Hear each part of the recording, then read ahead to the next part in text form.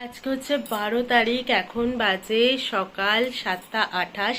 এখানে সব ব্যাগপাটরা গোছানো দেখতেই পাচ্ছ। ওই যে নিচে সবুজ ব্যাগটা, তারপরে এখানে আমাদের স্কাই কালার ট্রলি, ছোট ট্রলি, এই ব্যাগটা প্রমির পিঠের ব্যাগ, আর এইখানে রয়েছে এই ছোট ব্যাগটা, সেনকোর একটা ব্যাগ, আর এই একটা ব্যাগ। সেনকোর ব্যাগটাতে মামুনি একটু টুকটাক মিষ্টি আর আমি জলের বোতলটা ভরে নিয়েছি, এই হচ্ছে। তো আজকে সফর শেষ একেবারেই। আজকে ঘর দোয়ার একটু অগোছালো হয়ে রয়েছে, কারণ আমরাও বেরোবো এবার। মামুনিও যেহেতু আজকে নীল পুজো, তাই মামুনি সকালবেলা ঘুম থেকে উঠেই স্নান দান করে পুজোটা দিয়ে নিল। আর যেহেতু আমার ঠান্ডা লেগেছে, দেখবে ঠান্ডা লাগলে একটু গরম গরম লাগে বেশি, তারপরে এসিতেও থাকবো, পুরো ড্রাই হয়ে যায় শরীরটা, কেমন লাগে। তাই জন্য আমি ভালো করে চুল টুল ভিজিয়ে স্নান দানও করে নিয়েছি। এবার ফাইনালি তো আমাদের আজকে বেরোতেই হবে। পুরো একটা মাসের জার্নি যেন শেষই হয়ে গেল। মামুনিরা 15 তারিখ এখান থেকে বেরিয়েছিল, আর আমরা 12 তারিখ বেরোচ্ছি, 3 দিনের ডিফারেন্স একটা। তো হ্যাঁ, আবারও সেই চেনা শহর। চেনা শহর বলতে কলকাতা তো নিজের, আর ওটাকে বলি চেনা শহর। ওখানে যেহেতু কর্মসূত্রে যেতে হয়েছে, চিনেছি আস্তে আস্তে সেই শহরটাকেও। তো এই আর কি, যেতে পারলেই আবারও ফিরে আসতে পারবো। তাই যত তাড়াতাড়ি যাবো আবার তত তাড়াতাড়ি ফিরে আসতে পারবো বলেই মনে হয়। তো চলো দেখা যাক কি হয় না হয়, আবারও কবে আসতে পারি। আপাতত তো আমরা ধরে চলছি 8-9 মাস। তারপর দেখি আরও কথাবার্তা চলছে, কি হবে না হবে আমরা নিজেরাও জানি না। আগে আপাতত গিয়ে যে জার্নিটা চলবে এখন, সেগুলো চলতে থাকুক। আপাতত কবে কি আবার গুছিয়ে নিয়ে হবে সেসব দেখাই যাক। বাড়ি থেকে বেরিয়ে হাওড়া স্টেশন পৌঁছেও গেছি। আমাদের সাথে এসেছে মামুনি আর পাপা। এই হাওড়া স্টেশনে তো আগেও একবার এলাম পুরী যাওয়ার দিন। তো এই হাওড়া স্টেশনে এইবার আসাটা একটু মন খারাপেরই বটে। এবার তো বাড়ি ফিরে যেতেই হবে, বাড়ি বলতে ব্যাঙ্গালোরে ফিরে যেতেই হবে। আমার সবই বাড়ি। আমি কোথাও ঘুরতে গেলে না, হোটেলটাকেও বলি এবার বাড়ি চলো। মানে সমুদ্রের পাড়ে ধরো বসে আছি বা কোথাও গেছি, তো এবার বাড়ি চলো, মানে হোটেলটা হচ্ছে বাড়ি, এরকমই বলতে থাকি আমি। তো হ্যাঁ, মন তো অবশ্যই খারাপ। আবার কবে আসবো, আরও 9-10 মাস বাদে। এখন তো আবার একই রুটিনে আবারও চলতে হবে। হ্যাঁ, তোমরা হয়তো ভাবছো যে প্রমিত তো নতুন অফিস জয়েন করার কথা ছিল, তোমরা আবার হঠাৎ চলে এলে। আমি তো কিছুই বলিনি তোমাদেরকে। ইতিমধ্যে ট্রেনও দিয়ে দিয়েছিল, আর ট্রেনের যা গল্প সেটা তোমাদেরকে বাড়ি ফিরে গিয়ে বলবো, কারণ সেটা আমরাও পরেই জানতে পেরেছিলাম। কিন্তু ইন্ডিয়ান রেলওয়ে অনেকটাই খারাপ হয়ে গেছে পরপর। এত অ্যাক্সিডেন্টের পর তাদের একটু সতর্ক হওয়া উচিত ছিল। আমি জানি না কি করে এতটা অবহেলা করে এরা। আমার মনে হয় এদের অবহেলার জন্যেই এই অবস্থা এখন রেলের। তো যাই হোক, মন খারাপ তো অনেকটাই। এটা হচ্ছে আমাদের দুপুরের লাঞ্চ ছিল, তো দিয়েছিল সন্ধেবেলা। অলরেডি আমরা ট্রেন লেট তখন বুঝেই গেছি যে ট্রেন অনেকটা লেট, আর সময় কাটছিল না তখন। সন্ধেটা আমার একটু খারাপ লাগে, দিনে যত ইচ্ছে সময় আমি কাটিয়ে নিতে পারবো, কিন্তু যেহেতু জানলা দিয়ে কিছু দেখা যায় না, তখন একটু খারাপ লাগে। এটা দেখো পরের দিন সকালবেলা। তো আর কি বলবো, ট্রেনের এরা তো খাওয়াতে খাওয়াতেই সকাল 8টার সময় নাস্তা চলে এসছে, দুপুর 1টার সময় লাঞ্চ চলে এসছে, এরকম। আর যেহেতু ট্রেন লেট ছিল, তাই আবার বিকেলবেলাও আমাদেরকে দিয়েছিল স্ন্যাক্স। তখন দিয়েছিল চা, বিস্কিট আর চিড়ে ভাজা, এরকমই দিয়েছিল। আর এটা 3:50-এ পৌঁছানোর কথা ছিল ট্রেনটা, 6:33-এ এসে পৌঁছেছিল। তো তোমাদেরকে তো বলছিলাম আমি প্রমির অফিস। হ্যাঁ, প্রমির নিউ অফিস শুরু হচ্ছে সোমবার থেকে। 6:55 বাজে, এখন পেলাম ক্যাব। নেমেছি আমরা 6:33-এ। তারপর 3-এ গাড়ি দিয়েছিল, ওখান থেকে হেঁটে লাগেজ নিয়ে 1-এ আসা। কেন গাড়ি লেট করলো সেটা তো ভয়ঙ্কর এক কাহিনী, বাড়িতে গিয়ে বলছি সেটা। মানে পিলে চমকে গেছিল যখন শুনেছিলাম, তবে পিলে চমকে গিয়ে লাভ নেই। তখন আর না পারবো লাফ মেরে নামতে, না পারবো কিছু করতে। যা হওয়ার সেটা ড্রাইভার দাদার হাতেই ছিল আর কি। তো সেটা নয়, বাড়ি গিয়েই বলছি। এত রিস্ক নিয়ে কেন এরা গাড়ি চালায় সত্যিই জানা নেই।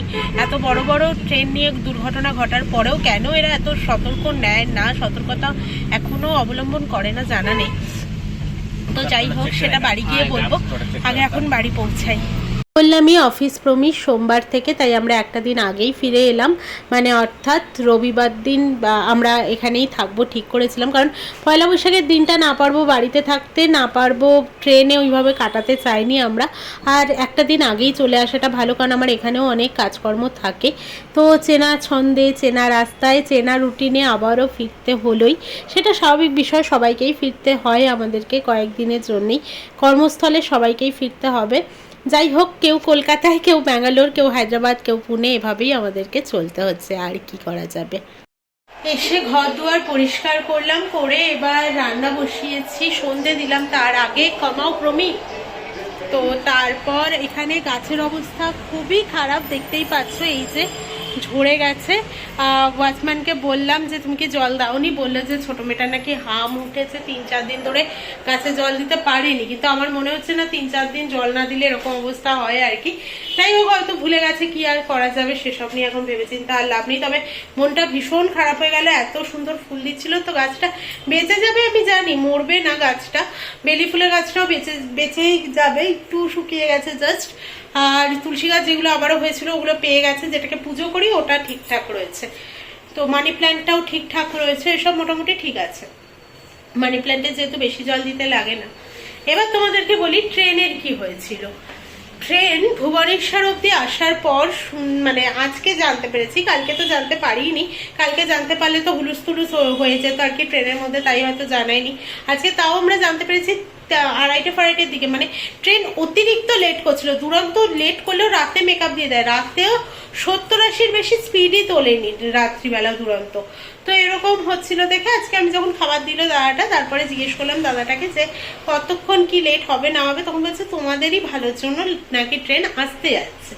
তো তখন কথাবার্তায় জানতে পারলাম, হ্যাঁ তো তখন কথাবার্তায় জানতে পারলাম যে কালকে ট্রেন ভুবনেশ্বর অব্দি আসার পর এরা দেখতে পেয়েছে S2 বগি থেকে নাকি যে কানেক্টর গুলো থাকে একটা বগির সাথে আরেকটা বগি, সেই কানেক্টারে ফাটল ধরেছে, হাফ অব্দি ফাটল ধরে গেছে অলরেডি।